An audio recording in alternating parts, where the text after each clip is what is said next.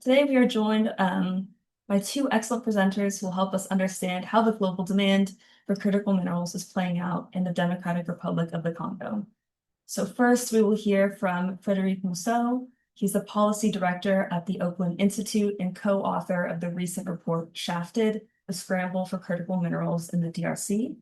Frédéric will help give us some of the broader context for this issue, including regional dynamics, strategic partnerships, and the role of foreign films. And then we will hear from Maurice Carney, who is the co-founder and executive director of Friends of the Congo, which is a DC-based nonprofit organization that has worked with Congolese communities for over 20 years to advocate for peace, justice, and lasting change in the DRC. So Maurice will speak to us about what things look like on the ground and also current advocacy efforts that are underway in the US and abroad. So one last thing before I turn it over to them is I want to give a bit of background on why trade justice advocates are paying close attention to critical minerals policy. So critical minerals are things like cobalt, lithium, and nickel, and all of which are essential inputs for the creation of clean energy technologies such as electric vehicles, long-duration batteries, solar panels, and electric grid storage. And in addition to clean energy, which is necessary for the green transition, which is becoming increasingly popular, they're also used in advanced semiconductor production and defense applications. So governments also have legitimate national security as well as an industrial policy interest in these supply chains.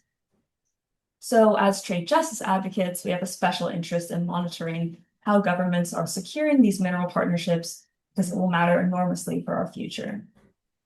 So if countries are going to enter critical minerals agreements, we want those agreements to, one, support good paying jobs in both the US and mineral producing countries, two, include clear enforceable standards on labor rights, environmental protection, and community consultation and inclusion, encourage value added processing and economic development in producing regions, and also invest meaningfully in recycling and circular supply chains rather than just expanding extraction. So our concern is that the current agreements are being negotiated with limited transparency and without binding social or environmental standards or safeguards. So several recent mineral frameworks and memoranda of understanding have emphasized regulatory streamlining and expedited approvals, but they're not including binding labor protections, pollution controls, or strong community consent provisions. And in some cases, these agreements also include provisions that prioritize foreign corporate access to resources without requiring local processing or domestic value creation. And that's an imbalance that many of us are very concerned about. So as of this month, the United States has entered into mineral-related agreements of frameworks with multiple countries and has ongoing discussions with many others. So today we will focus on how is this dynamic unfolding in the DRC, a country that holds a significant share of the world's cobalt reserves and is central to the global battery supply chain. And with that, I will turn it first to Frédéric. Thank you so much for being here.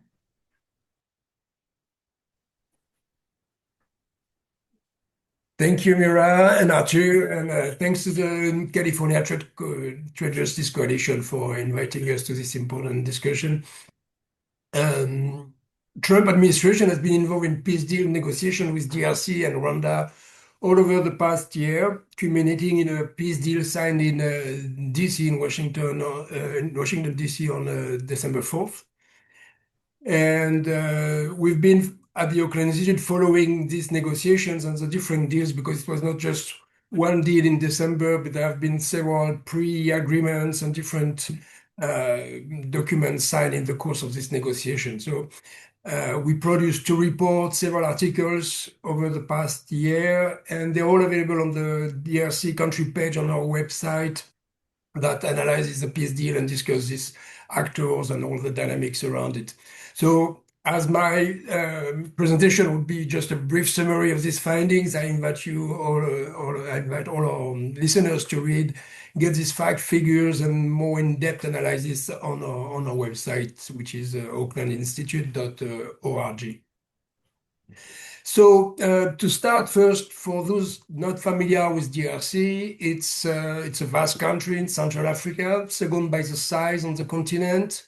It has a population of over 110 million. It is very well known for its mineral wealth. Its underground contains massive quantities of some critical minerals like copper, cobalt, lithium, tin, coltan, and many others. This importance can be illustrated by the fact that 70% of the cobalt used in the world comes from DRC today. So it's huge. And unfortunately, this wealth has been a major factor of war and political instability for the country for decades.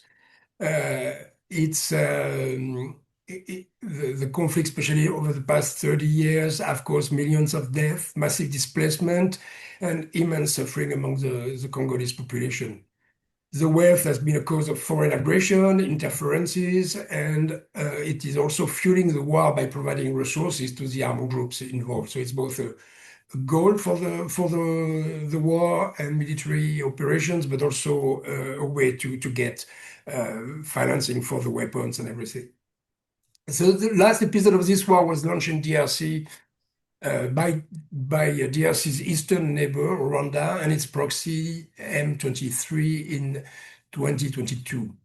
I say last episode because Rwanda has waged predatory wars in the country basically since 1996. That's why we say 30 years. The US and various NGOs have documented how the plundering of Congolese minerals has been a key objective of the war, even if Kagame, the president of Rwanda, has always denied its involvement and pretends it's only about defensive measures. Our report document how during these 3 decades Rwanda has been waging these wars for the control of minerals, and also how during these 3 decades it has benefited from unwavering support from successive US governments. Several US presidents even waiving sanctions that the US should have applied to the country due to its involvement in the violence, the use of child soldiers, and so on. It has been well documented that Rwanda exports far more minerals than it produces through a laundry system where blood minerals mined in the war zones in DRC are smuggled into Rwanda and then exported as Rwanda's own production.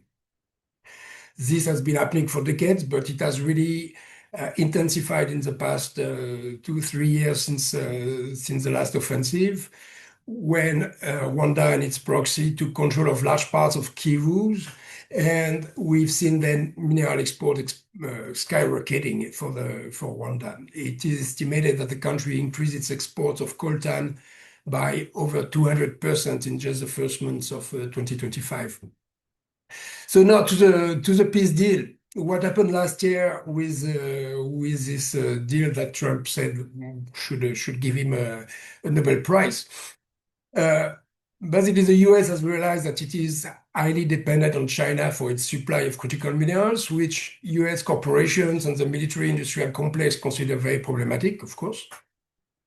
This is true in general globally, but especially for DRC, where most of the exploitation of minerals have been dominated by China over the past 20 years at least.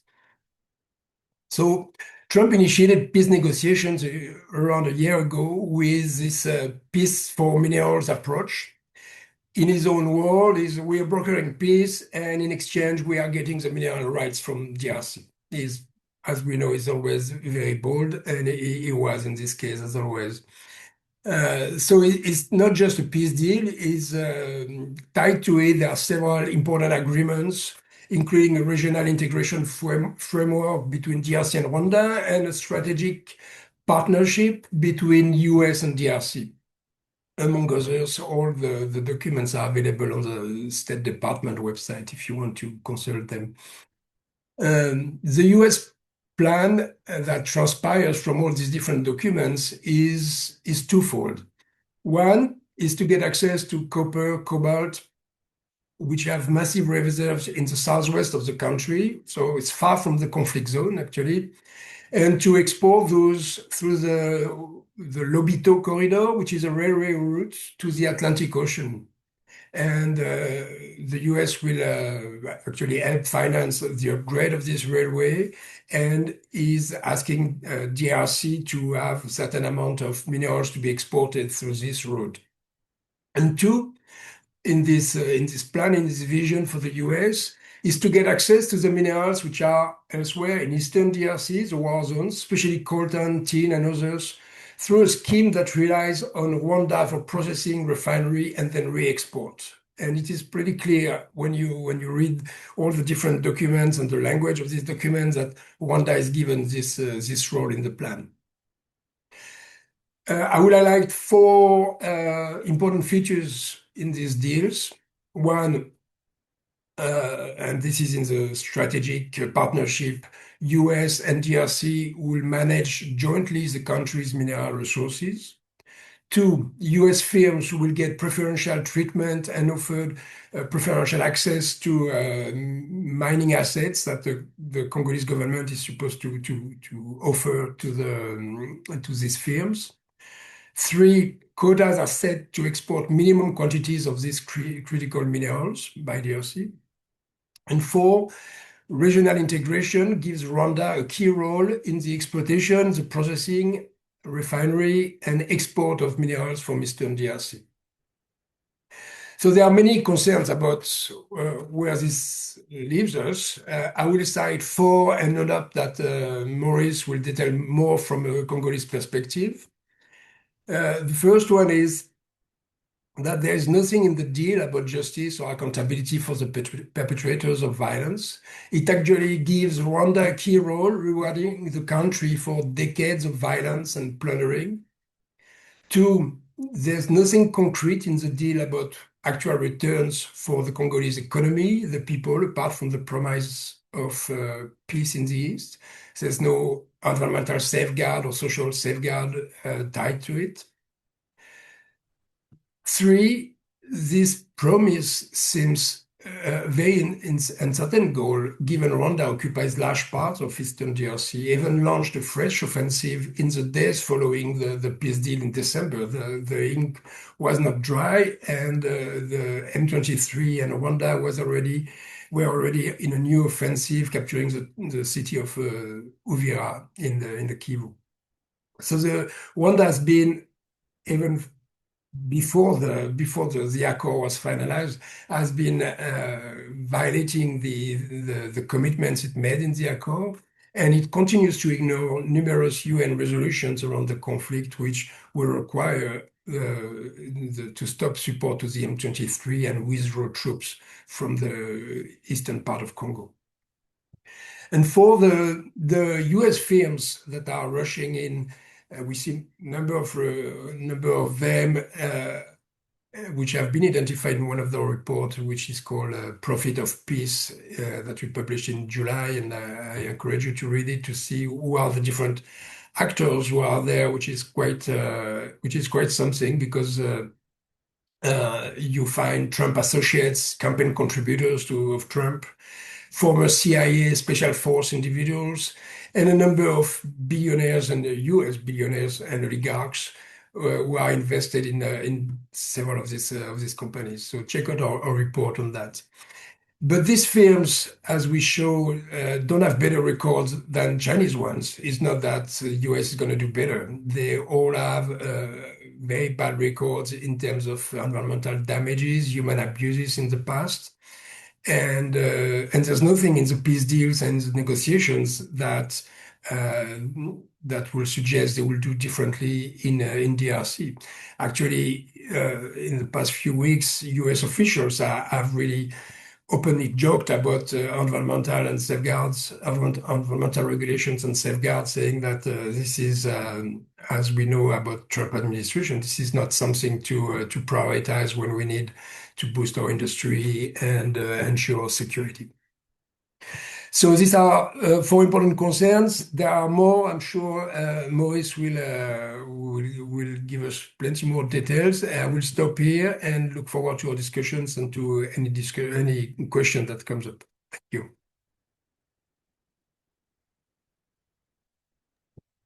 Thank you so much, Frédéric. So now I'm going to turn it to Maurice Carney of Friends of the Congo to discuss how these policies are affecting communities on the ground and what advocacy efforts are underway. Maurice, thank you for being here. Thank you, Mira, and thank you to your team, Trade Justice family, and on all those who've joined us today. I'm going to address really three main points.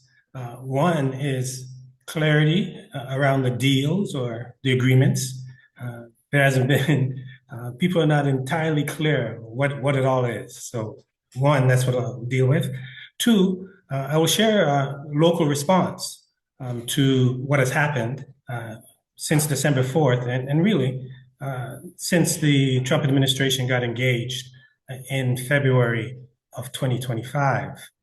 And three, actions. What are the actions that are being taken? How can we support local communities, frontline organizers, Indigenous communities in the Congo? So, as it relates to clarity about the accords and the agreements, there were really a series of meetings that took place in 2025, where the Trump administration, primarily through Secretary of State Marco Rubio and Special Advisor for Africa and the Middle East, Massad Boulos, were taking the lead in trying to bring the DRC and Rwanda together after Rwanda had captured major cities, two major cities in the east of the Congo, city of Goma, 2 million people, Bukavu, 1 million. So the Trump administration is engaged in what they call trying to bring about peace. One of the 8 hotspots in the world that President Trump says he's brought peace to. So in April 2025, there was a declaration of principles signed between the DRC and Rwanda by their foreign ministers. The declaration of principles laid the foundation for a peace agreement in June of 2027, what the Trump administration called the Washington Accords. So the agreement that was signed by Rwanda and the DRC to address the matter of peace in the Congo occurred in the summer of 2025. Now, during this time, there's been a lot of talks about a minerals for security deal. There are people who are trying to find out what is a minerals for security deal? What is that? We see a peace deal, but we don't see a mineral for security deal. Friends of the Congo, we invited Congolese civil society, women, 4 women who are in the conflict region to come to Washington so that they can share what's happening on the ground. Because one thing that has been consistent throughout all of these accords, agreements, meetings, it's been the absence of the local community and the absence of those who are most aggrieved, those who are at the epicenter of the conflict. So we felt that there needed to be an insertion of these voices. So the women came to Washington, and when they came to Washington, they met with policymakers, elected officials, and they were sharing with them, we're not clear about what is happening. We hear that there's a deal in Washington, but we haven't been consulted. We're not informed. So that's why we're here, to try and find out what is happening and also share our point of view as to what peace would actually look like and what it would take to arrive at peace. So that was the Washington, and they came in June of 2025, just before the signing on June 27th of the peace, what they call the Washington Accords. Fast forward to December of 2025. President Trump and the Trump administration announced that the foreign ministers of DRC and Rwanda was in Washington to sign the Washington Accord in June. And in December, we're bringing the heads of state. The president of the DRC, Felix Tshisekedi, president of Rwanda, Paul Kagame. And they're going to sign an agreement. Now, coming out of the December 4th meeting, there were really three agreements that were signed by the DRC and the United States. One was basically a consummation of the June 27th peace accord. Just a listing of points saying, reaffirming what was agreed upon in the June 27th peace accord. So that was one. Two, in the June 27th peace accord, there was a provision, Article 6, that said that in an effort to bring about peace, there needs to be a regional economic integration.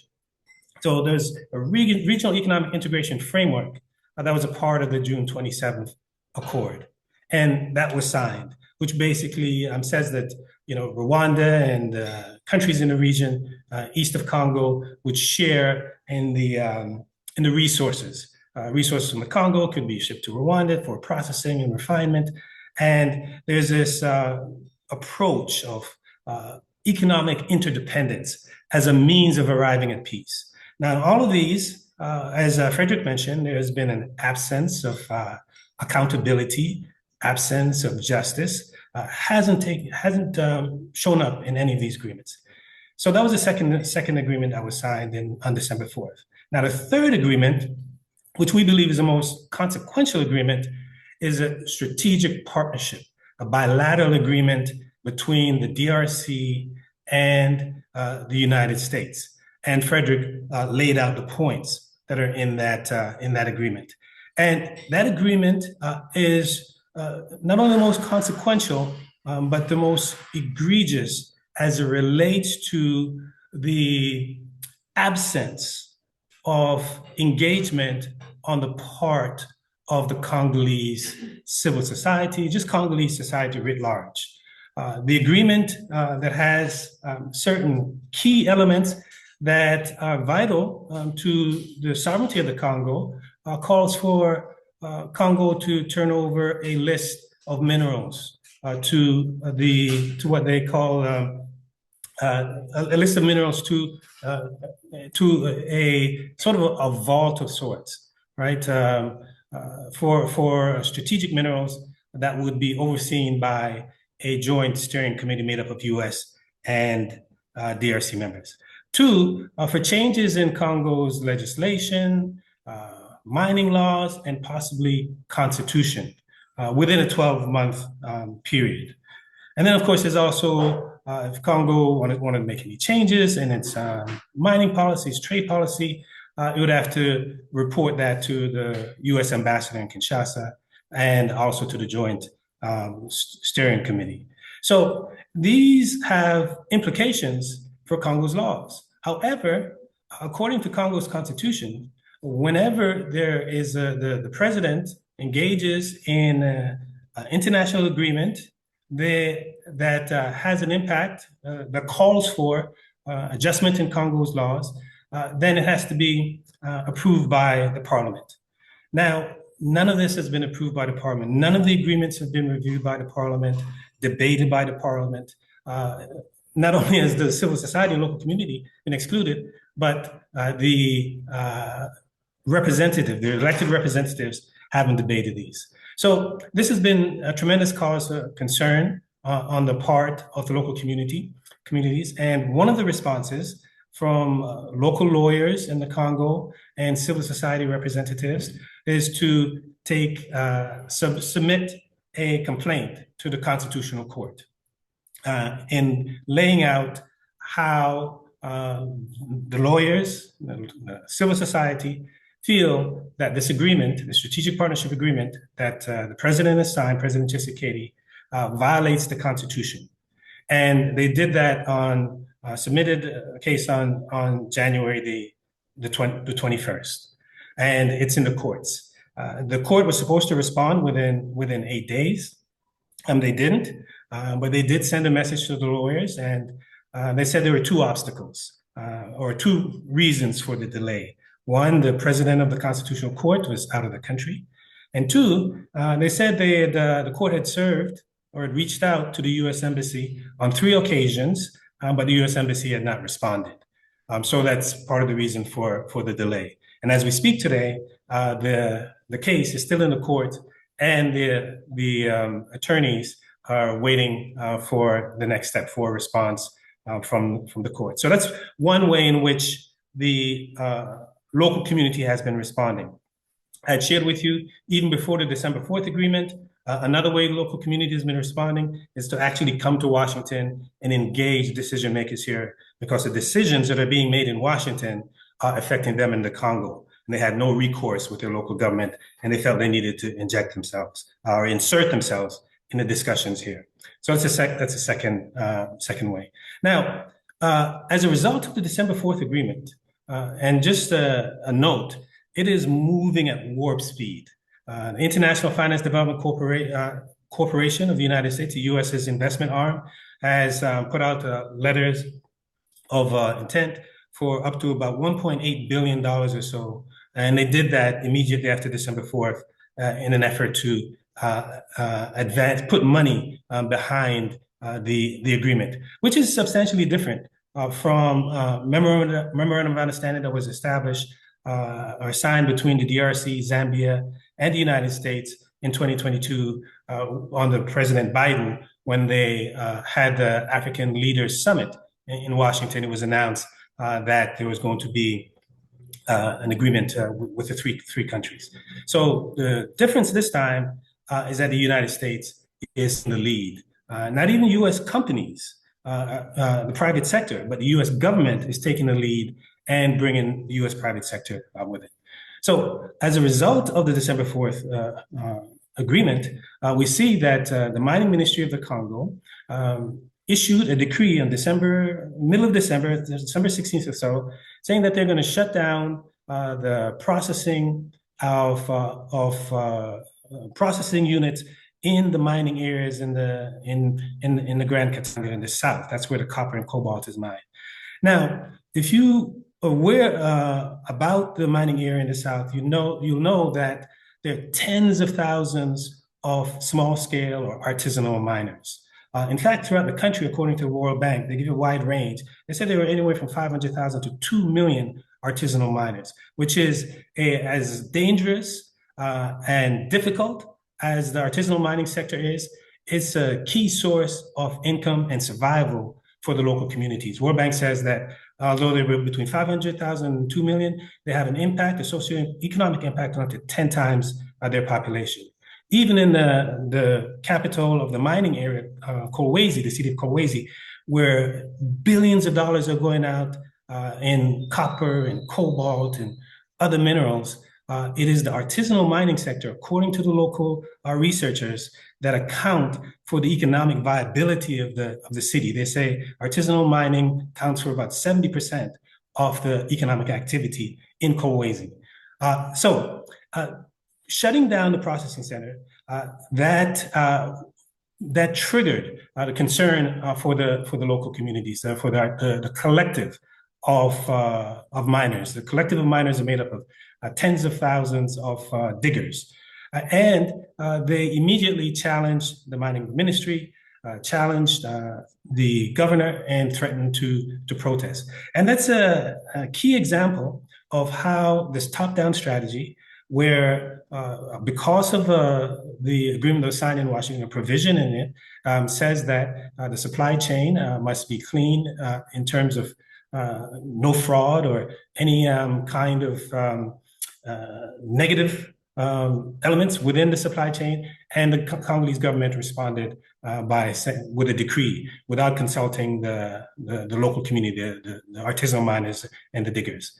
So those are some examples of how the local community is responding. The artisanal miners are well organized, and they threaten to demonstrate. There's already been tensions between the security forces, the industrial mining companies, and the artisanal miners around land and access to resources. So this has just heightened the tension.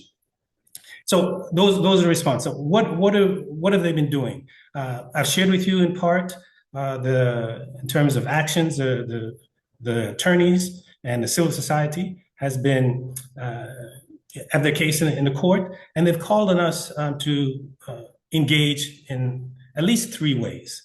One is to listen to their stories. We often see like an objectification of the mining communities, where you don't hear their voices, where you don't hear their concerns, where they're not a part of part of the decision-making process.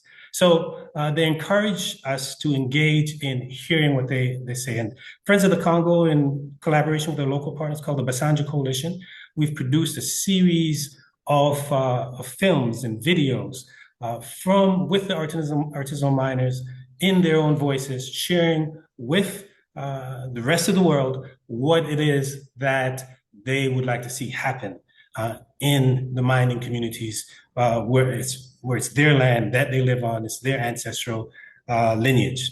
So that's one. Two, amplify their recommendations, which is something that we did with bringing the women from the Congo, where they had a platform in Washington to raise questions of inclusion, transparency, questions of justice that were not seen in any of the agreements. We've been doing that, working with a number of trade and policy groups in Washington, D.C., in order to amplify the voices, the recommendations, the prescriptions. And we've seen it have some effect. Members of Congress have written to the administration with the concerns of the local communities. The hearings that have been held here recently in Washington, different members of the Congress have raised questions with the administration who were brought to testify in front of the Congress about the inclusion and the concerns of the local communities. We'll share in the chat some of the policy points that we've laid out with trade groups in Washington. And third is to support their work. Support the work, the organizing, the movement building that is taking place among the local communities, so that they can be, one, know that they're not alone against these enormous forces, because they're not only confronting their local government and the local elites who stand to benefit from these deals, but they're confronting the billionaire class, the likes of the Bill Gates and the Jeff Bezos and the Michael Bloomberg, all of whom invested in cobalt metals. If you read the report that the Oakland Institute report that lays out how the billionaire class is vested in accessing called critical minerals in the Congo. So supporting the local institutions, standing with the local communities is a key way that we can be engaged. And I'll lay out in detail ways in which you can do that. So those are the three elements I wanted to address. One, clarity about the accords. Two, the local response. Three, actions that you can take. And I'll delve a little deeper into the actions you can take and what the people are doing and what they're saying on the ground.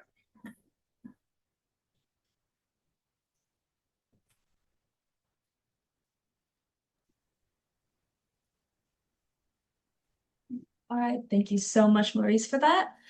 Thank you both. I'm now going to open it up to questions. I also wanted to say that we will not be looking at the chat for questions. We already have great questions in the Q&A chat as well. Please add any questions you have into the Q&A function so that we can hopefully get to them during this Q&A period. But right before I open it up to questions, I do want to flag an action step. So one major issue across these critical minerals agreements has been transparency. So in early 2023, the Biden administration negotiated a critical minerals agreement with Japan that was not subject to congressional approval, which prompted criticism from members of Congress in both parties regarding process and oversight. So several lawmakers emphasized that trade-related agreements should be developed transparently and made available for meaningful review prior to implementation. So regardless of party, trade agreements that significantly shape industrial policy and foreign investment should involve congressional oversight and public transparency. So if agreements are being negotiated primarily through executive authority without clear review mechanisms, it's becoming very difficult for workers, communities, and even elected officials to assess their long-term impacts. So one important step we can all take is contacting our members of Congress and asking them to assert their oversight authority on critical minerals agreements and related frameworks. So Clayton will be placing an action link in the chat now, and it will also be included in the follow-up email. And if you're able, please consider taking a moment to send that message. Right, thank you for your attention. We will now move on to the Q&A.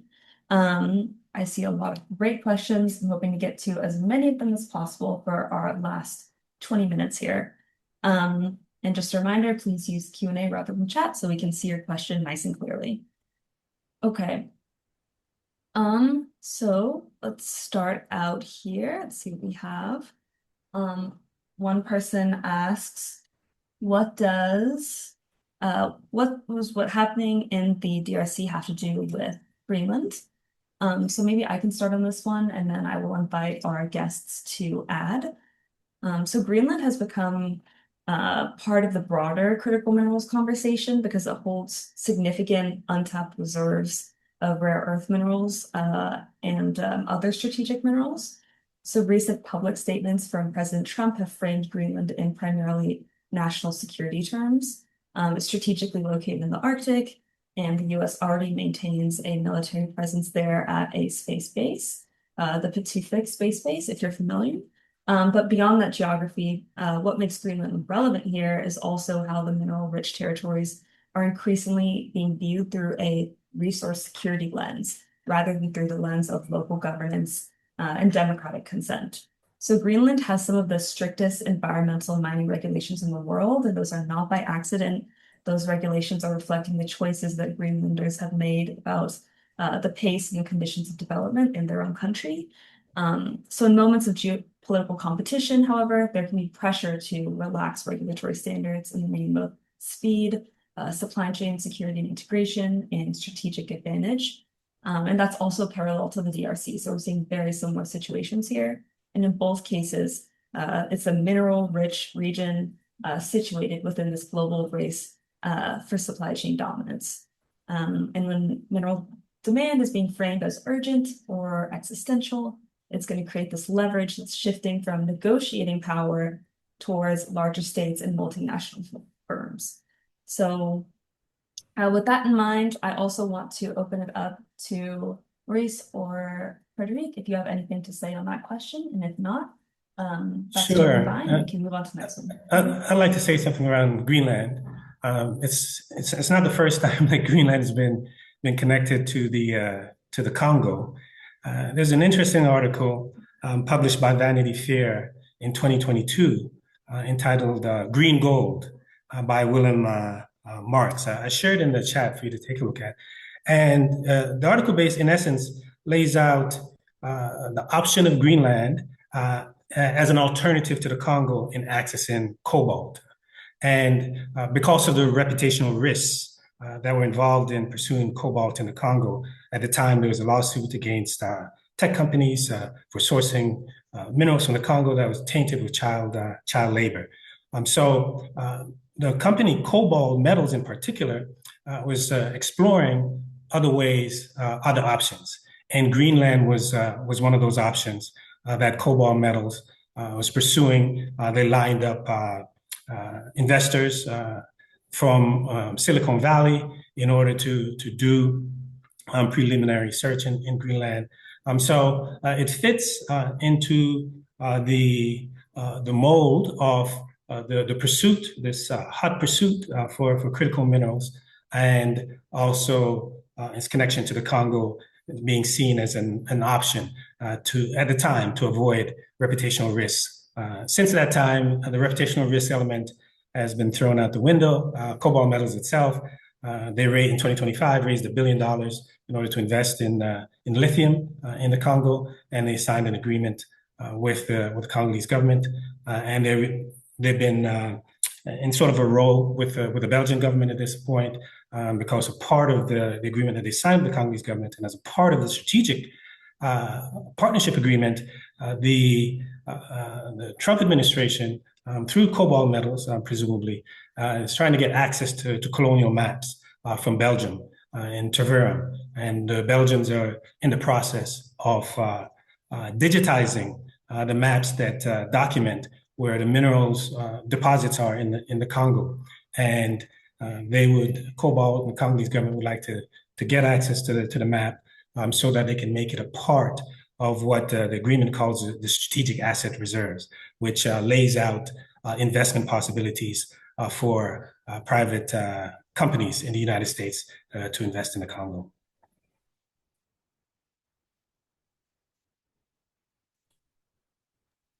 Thank you so much, Maurice. Frederick, did you have anything to add to that, or would you like to move on to the next question? We have a lot of good ones. Maybe we can move to another question then. Absolutely. Okay. Another question I see is, how many of you know Theo Rio Franco's work in Latin America? Are there any relations?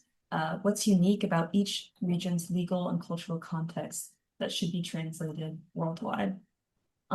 So that's a great question. For those who may not be familiar, Thea Rio Francos is a political scientist. I believe she's at University of Pennsylvania, and she's written extensively on lithium extraction in Latin America, particularly in Chile and Ecuador, and how green energy transitions can reproduce extracted inequalities if government structures aren't shifting to make them sustainable. So it's reproducing a kind of green colonialism. And many of us in trade and climate policy are engaging with her work on a regular basis. And one of her key highlights that she brings up is that even governments with progressive agendas can remain structurally dependent on extractive revenues. So it's not a tension that's unique to Latin America, which is her area of specialty, but we're also seeing similar pressures in the DRC and elsewhere. But also what's differing regionally is the legal and institutional context. So in Latin America, there are some stronger constitutional frameworks in Indigenous consultation and resource sovereignty, but enforcement does vary. It is spotty sometimes, whereas in the DRC, there are mining code reforms and formal community development provisions, but enforcement capacity and political stability can shape how those are functioning in practice, if at all. So I think what's translating globally here is that there's certain principles that are overarching rather than templates, is that we want transparency in contract negotiations, we need meaningful community consent, local value addition, and economic growth, accountability mechanisms that aren't going to be structurally privileging investors over states as well. But Frederic or Maurice, if you are familiar with Theo Rio Franco's work and the connections, please go ahead.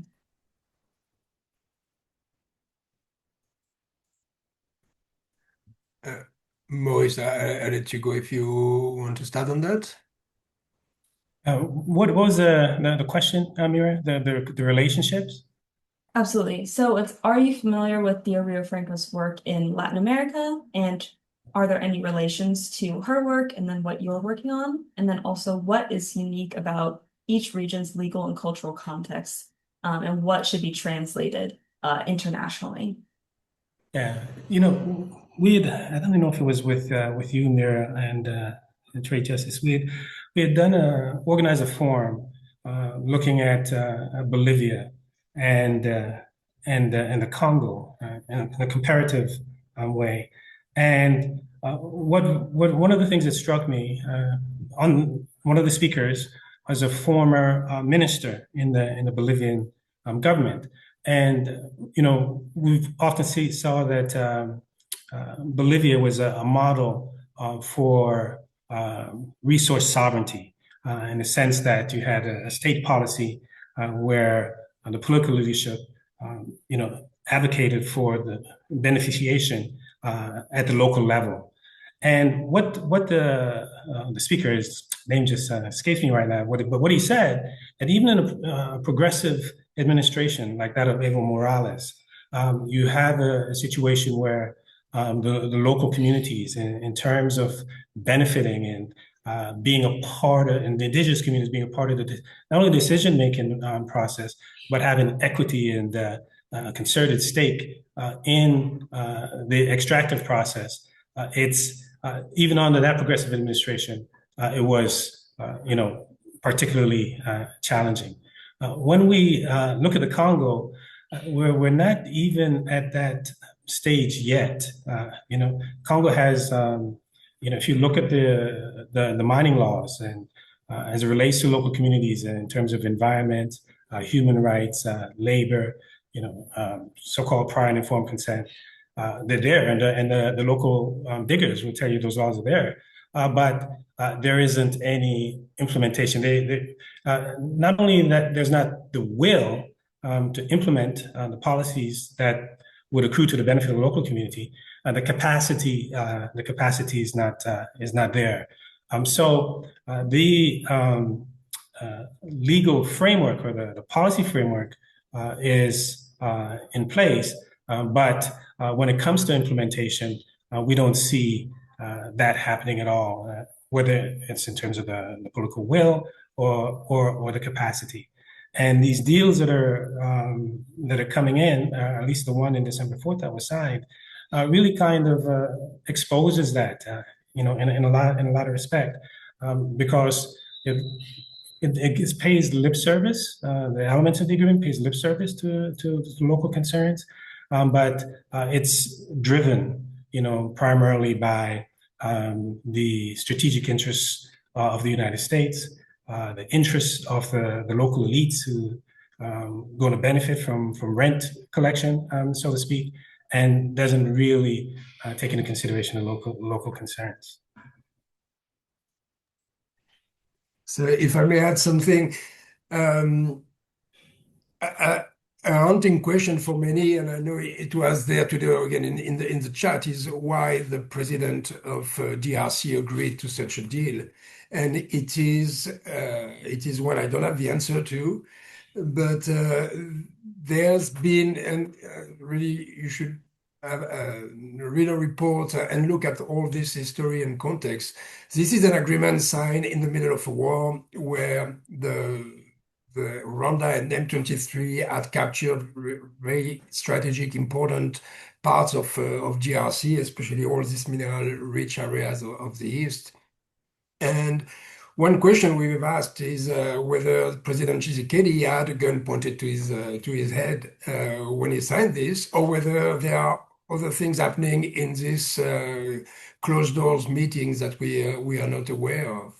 But as I said earlier, it's very unclear at the end of the day what is there for the Congolese people, what would be the returns, what are the safeguards, and there are this many concerns that we've raised.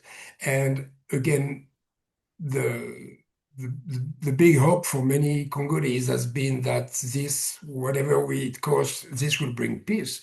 But what we see at the moment is that peace is still not there. And what the US is doing around this, around the aggression of Rwanda is very unclear because, it's not Maduro. There's been, for 30 years, there's been no sanction. It just started. Well, in February 2025, there was one individual in Rwanda, a minister, who is known as the head of the M23, who had personal sanctions against him, but that was all. And there's really a need to follow Friends of the Congo, to reach out to Congress and to see what are the ways to bring some pressure on this situation, because the US seems very not willing to really bring the peace it's pretending to be bringing, because actually Rwanda is part of its plan. It's part of the plan because it's supposed to be a hub for refinery and re-export, and the US has worked on Rwanda for decades to build this hub, and so it doesn't want to get rid of it because it's really part of the plan. I wanted also to mention in terms of actions, there's been a lot of PR by Rwanda in the past few years. There's a Visit Rwanda motto that you might see on some even sport events. So there are a number of actions to bring this pressure. Some European teams have stopped supporting, accepting this sponsorship by Rwanda, and there's plenty to do. And you can follow Friend of the Congo for all the kind of actions. There are plenty to be where people can take action and take their part in this struggle.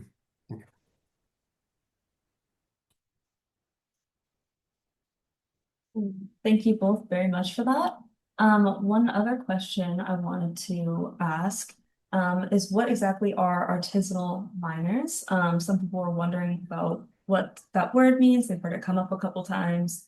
And then also maybe if the difference could be explained as well between kind of the role of artisanal miners and industrial kind of settings as well.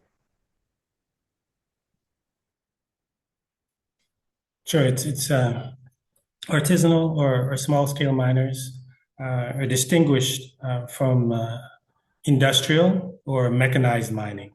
Artisanal miners usually mine with rudimentary tools or their hands. So that's the primary distinction, where the industrial mining is with heavy machinery and mechanized. And then the second part of the question, Mira, about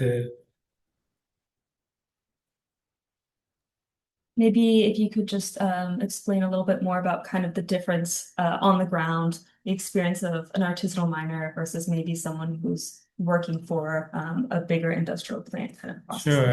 An important thing in looking at artisanal mining in the Congo is to make a distinction between artisanal mining in the east of the country and artisanal mining in the south of the country.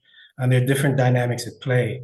Artisanal mining in the east, it's mainly around tin, coltan, gold, and it's associated with a tremendous amount of violence with militia groups, neighboring countries sponsoring militia groups, large displacement of population. So it's closely connected to conflict, and that's where you get the term in conflict minerals. So that's in the east of the country, the parts that occupied by Rwanda and M23 now. In the south, it's different. You have the artisanal miners who are right next to the industrial miners, and that's where you have the copper, the cobalt, the nickel, the iron being mined, primarily through industrial mining. Artisanal mining in the south of the country accounts for it's been going down over the years, 20% or less. However, you have tens of thousands of diggers. And the conflict that's associated with artisanal mining that you find in the east, you don't find in the south.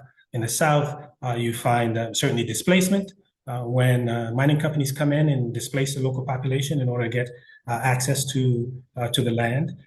You find conflict between the artisanal miners who one of the main complaints of the miners is that they don't get access. They don't have access to land where the mining prospects are good. The best mining prospects are given to the industrial miners. So there are times when they go on the industrial mining site. When they go on the industrial mining site, the mining company calls in the security forces, and then the security forces come in and shut down the artisanal miners. And that's really the primary source of conflict in the South, because the local population see, literally billions of dollars going out, and they're not benefiting from the land. They don't have access as well. They're even walled off. They don't have access. So there's friction there.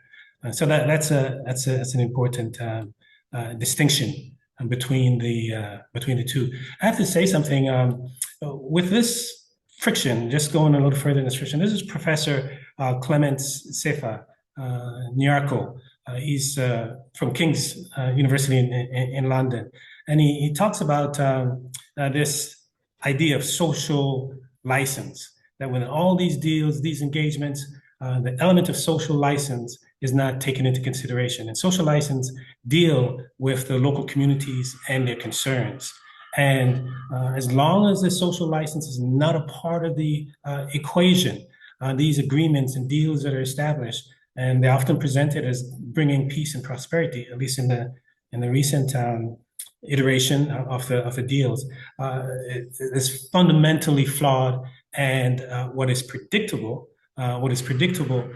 is that there will be conflict, there will be instability as a result of this social license not being part of any of these deals or agreements that are established.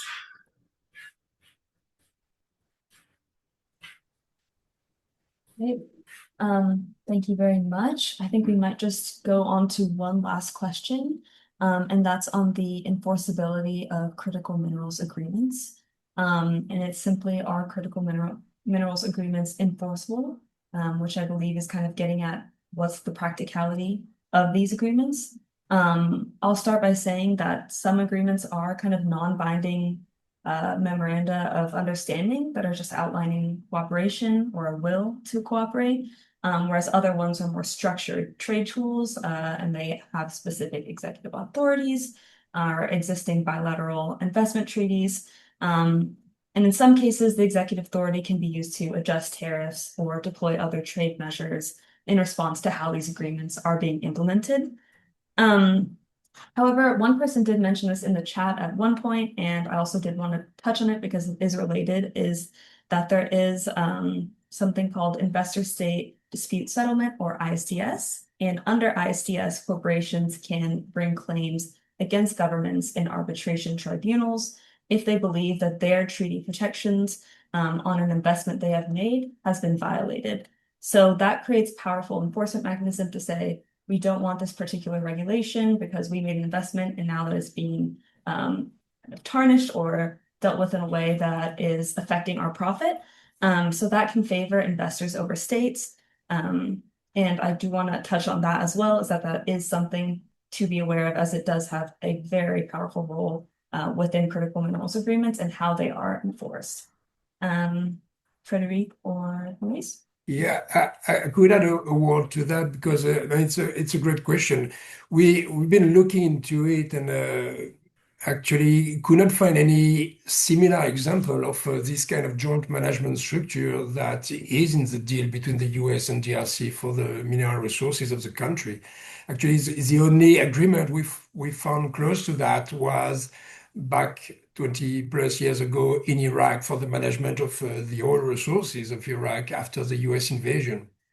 And this has been really a concern for Congolese friends. And as Moise mentioned, it is part of this constitutional challenge to the agreement because it really gives the US a very strong position in the future of mineral exploitation. And as was said too, the what is in the agreement is really all about US businesses and interests with quotas which are set, but also all kind of measures to support, protect, and promote the US firms in there, which really raise questions about the ability of the government to get the best deal for itself and for its people and the revenues and the safeguards and so on. So there's a very major concern in this agreement, which is part of this mineral deal.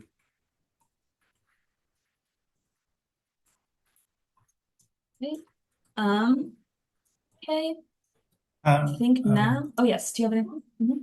Yeah, just wanted to say a structural element to the deal itself is there's no accountability really on the part of the U.S., but there are measures in there for the Congolese government. The deal is really, the agreement is really set up for two things, really. One, it states clearly in the deal to secure critical mineral supply chain for the United States defense and commercial sector. That's the driving force of the deal. It's not peace and prosperity. That is not it's U.S. strategic interest. Even with the term critical minerals, embedded in that term is critical for whom, right? Critical minerals is critical for the great powers, for their defense industry, for their energy, for their commercial. Critical minerals, you have a different, I don't see the Congolese Indigenous communities talking about critical minerals. So just embedded in the term. The second aim of the agreement is to contain China. China controls about 80% of minerals coming out of copper and cobalt coming out of the Congo, and they control the processing. So an interesting part of the agreement states that the United States can invest in minority shares of agreements that the Congolese government already has with China. and they've already done that. So the Congolese government has a 20% share with China Molybdenum, for example. The United States can invest in that 20% share.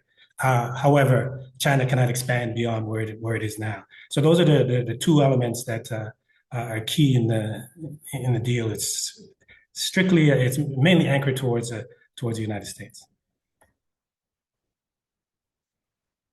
Thank you very much. And I think with that, unfortunately, we are out of time. This has been a fantastic conversation, very informative. I always learn something whenever I'm at a power hour, so I appreciate it. There's lots of great links in the chat with the Oakland Institute's newsletter. Also, I see freecongo.org. And yes, thank you all for being here. There will be a follow-up email afterwards. A recording will be made available as well on the Trade Justice Education Fund YouTube channel. Thank you so much for being here again, and have a great afternoon. Thank you especially to Frederic and Maurice. I really appreciate your time. Thank you, Mira. Thank you, everyone, for being there. Thank you.